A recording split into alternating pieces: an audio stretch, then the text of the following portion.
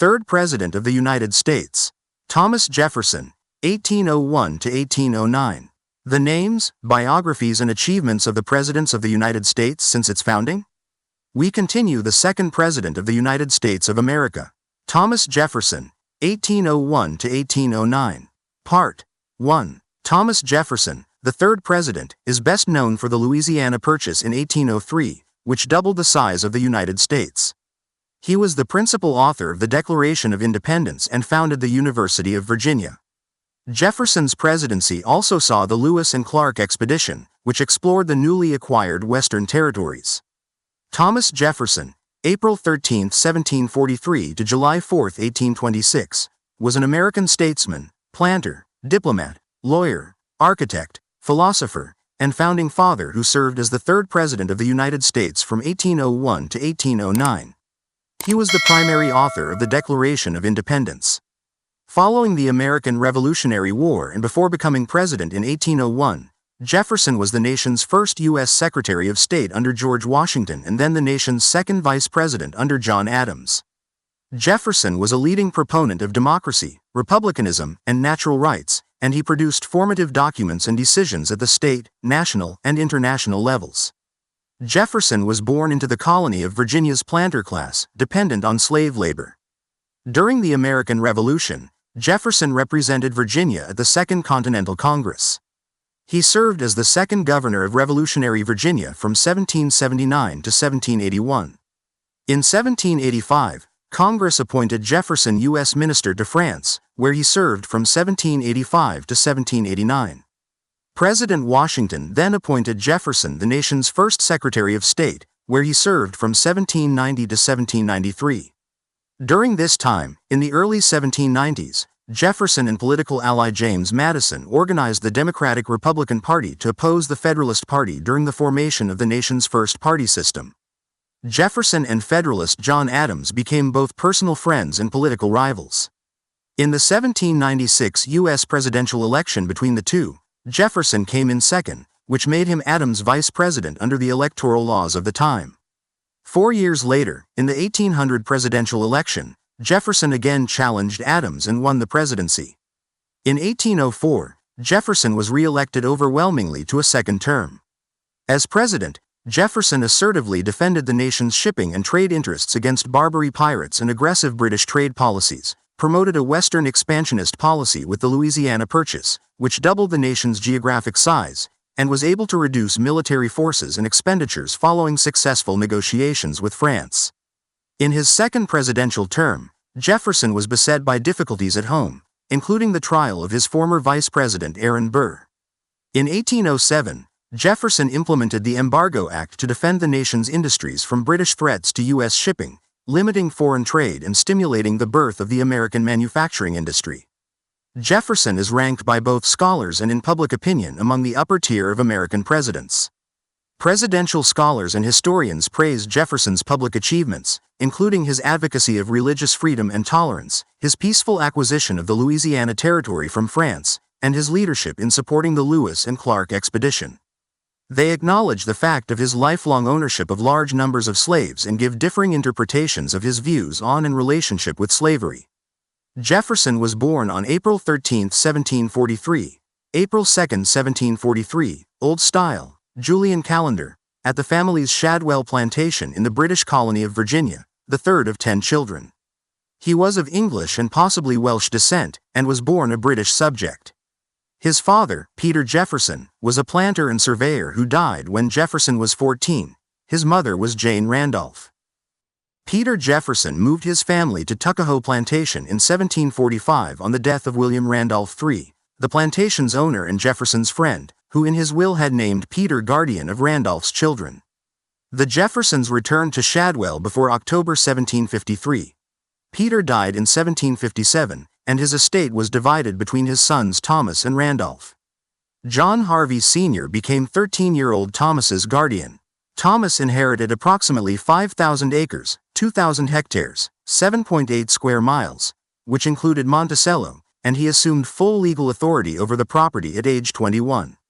Jefferson began his education together with the Randolph children at Tuckahoe under tutors. Thomas's father Peter, who was self-taught and regretted not having a formal education, entered Thomas into an English school at age 5.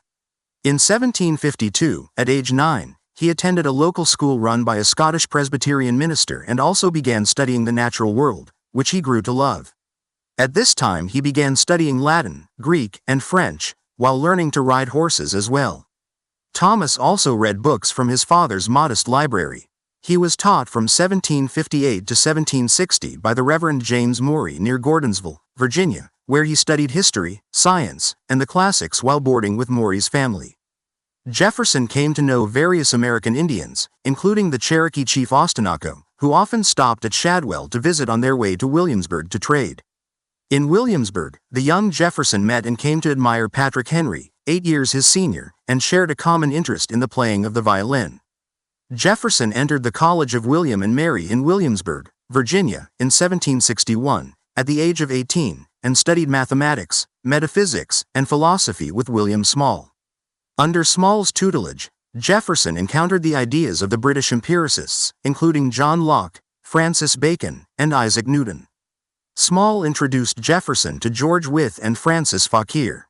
Small, Wythe, and Fauquier recognized Jefferson as a man of exceptional ability and included him in their inner circle, where he became a regular member of their Friday dinner parties. Jefferson later wrote that, while there, he heard more common good sense, more rational and philosophical conversations than in all the rest of my life. During his first year at the college, Jefferson spent considerable time attending parties and dancing and was not very frugal with his expenditures. In his second year, regretting that he had squandered away time and money in his first year, he committed to studying 15 hours a day. While at William and Mary, Jefferson became a member of the Flat Hat Club. Jefferson concluded his formal studies in April 1762. He read the law under Wythe's tutelage while working as a law clerk in his office. Jefferson was well read in a broad variety of subjects, which, along with law and philosophy, included history, natural law, natural religion, ethics, and several areas in science, including agriculture. During his years of study under the watchful eye of Wythe, Jefferson authored a commonplace book, a survey of his extensive readings. Wythe was so impressed with Jefferson that he later bequeathed his entire library to him. On July 20, 1765, Jefferson's sister Martha married his close friend and college companion Dabney Carr, which was greatly pleasing to Jefferson. In October of that year, however, Jefferson mourned his sister Jane's unexpected death at age 25. He wrote a farewell epitaph for her in Latin. Jefferson treasured his books and amassed 3 sizable libraries in his lifetime. He began assembling his first library, which grew to 200 volumes, in his youth. It included books inherited from his father and left to him by Wythe. In 1770, however, Jefferson's first library was destroyed in a fire at his Shadwell home. His second library replenished the first. It grew to 1,250 titles by 1773, and to nearly 6,500 volumes by 1814. Jefferson organized his books into 3 broad categories corresponding with elements of the human mind: memory, reason, and imagination. After British forces burnt the Library of Congress during the 1814 burning of Washington, Jefferson sold his second library to the U.S. government for $23,950, hoping to help jumpstart the Library of Congress's rebuilding. Jefferson used a portion of the proceeds to pay off some of his large debt. However, Jefferson soon resumed collecting what amounted to his third personal library, writing to John Adams, "I cannot live without books." By the time of his death a decade later, the library had grown to nearly 2,000 volumes. Jefferson was admitted to the Virginia bar in 1767, and lived with his mother at Shadwell. He represented Albemarle County in the Virginia House of Burgesses from 1769 until 1775. He pursued reforms to slavery, including writing and sponsoring legislation in 1769 to strip power from the royal governor and courts, instead providing masters of slaves with the discretion to emancipate them. Jefferson persuaded his cousin Richard Bland to spearhead the legislation's passage, but it faced strong opposition in a state whose economy was largely agrarian. Jefferson took 7 cases of freedom-seeking enslaved people and waived his fee for one he claimed should be freed before the minimum statutory age for emancipation. Jefferson invoked natural law, arguing everyone comes into the world with a right to his own person and using it at his own will. This is what is called personal liberty, and is given him by the author of nature, because it is necessary for his own sustenance. The judge cut him off and ruled against his client. As a consolation, Jefferson gave his client some money, which was conceivably used to aid his escape shortly thereafter. However, Jefferson's underlying intellectual argument that all people were entitled by their creator to what he labeled a natural right to liberty is one he would later incorporate as he set about authoring the Declaration of Independence. He also took on 68 cases for the General Court of Virginia in 1767, in addition to 3 notable cases: Howell v. Netherland, 1770, Bowling v. Bowling, 1771, and Blair v. Blair, 1772. Jefferson wrote a resolution calling for a day of fasting and prayer and a boycott of all British goods in protest of the British Parliament passing the Intolerable Acts in 1774.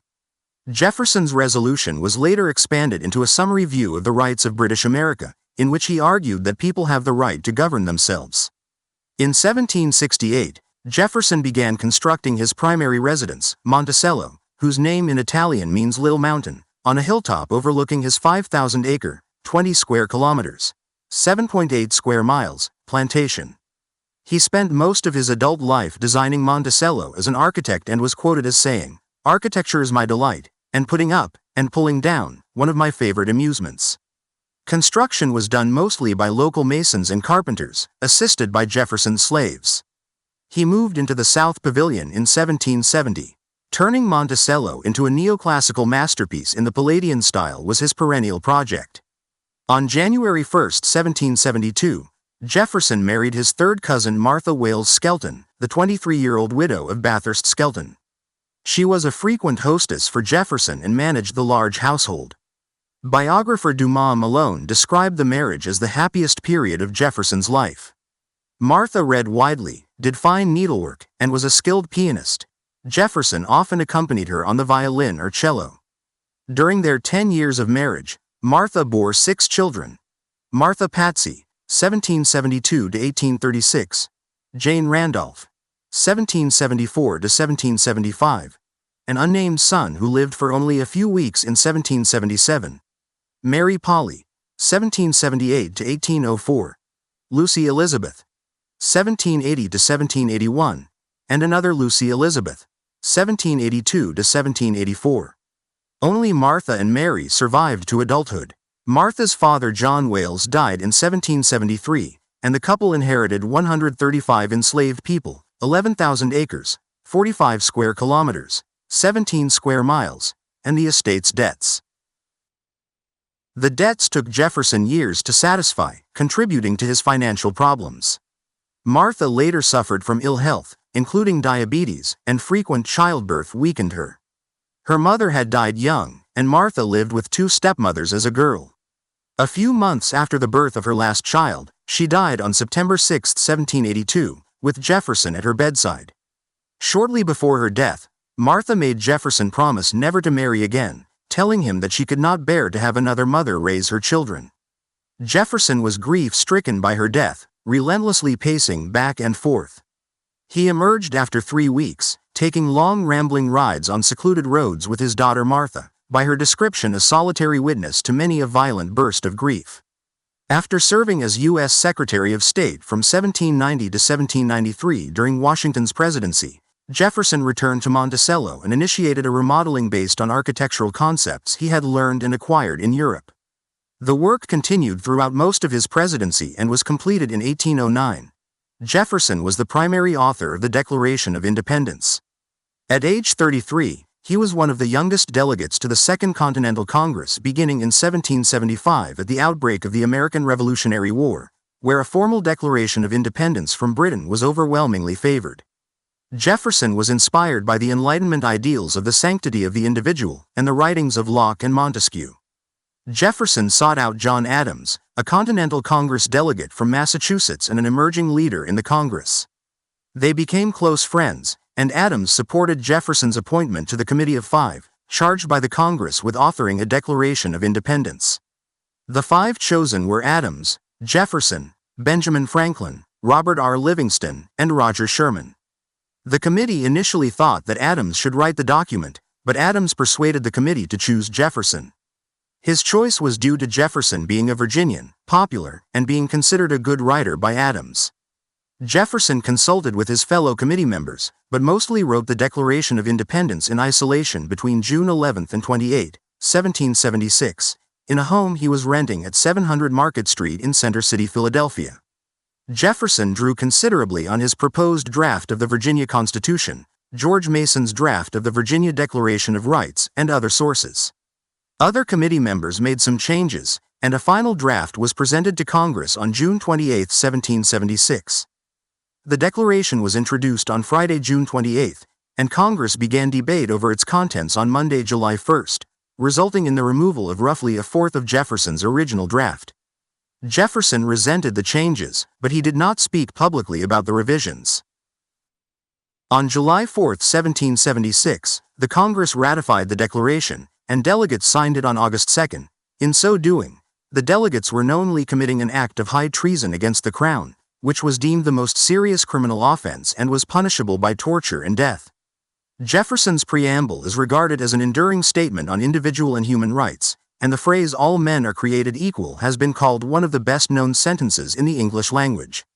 The Declaration of Independence, historian Joseph Ellis wrote in 2008, represents the most potent and consequential words in American history. At the start of the Revolution, Colonel Jefferson was named commander of the Albemarle County Militia on September 26, 1775.